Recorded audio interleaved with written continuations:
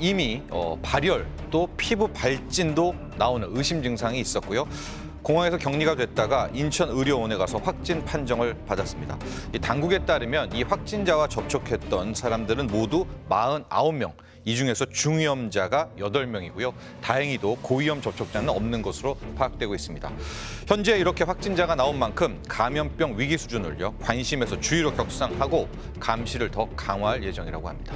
네, 이 확진자와 함께 또 다른 의심 환자로 신고가 됐던 외국인도 있지 않습니까? 검사 결과 어떻게 나왔나요? 그렇습니다. 이 외국인 A씨 같은 경우에는 지난 월요일 날 이제 입국을 해서 확진이냐 아니냐를 판가름했었는데요.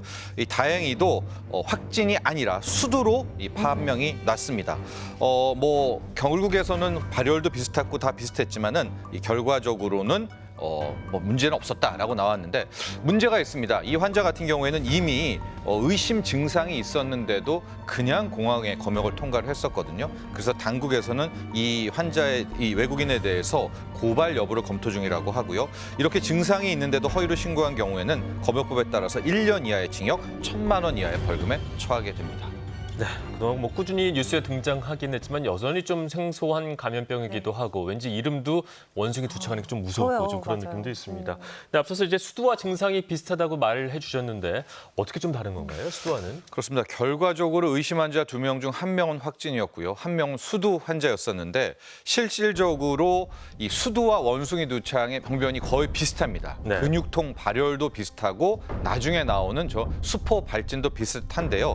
다만 좀 더 자세히 보면 구분이 된다라고 합니다.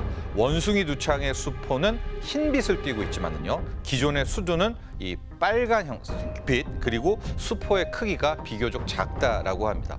또 하나 근육통과 발열도 비슷한데 원숭이 두창 같은 경우에는 목, 겨드랑이들의 림프절이 훨씬 더 많이 부어오르고 아프다라는 차이점이 있다고 합니다.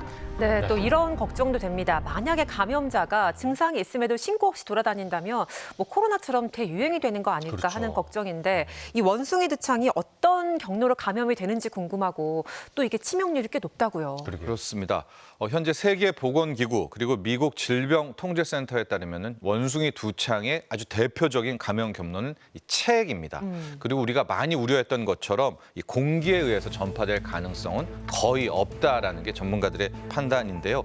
다만 침이 있지 않습니까? 체액 중에서 침에 의한 감염이 많이 걱정이 돼서 마스크 착용을 지속적으로 권고하고 있는 겁니다.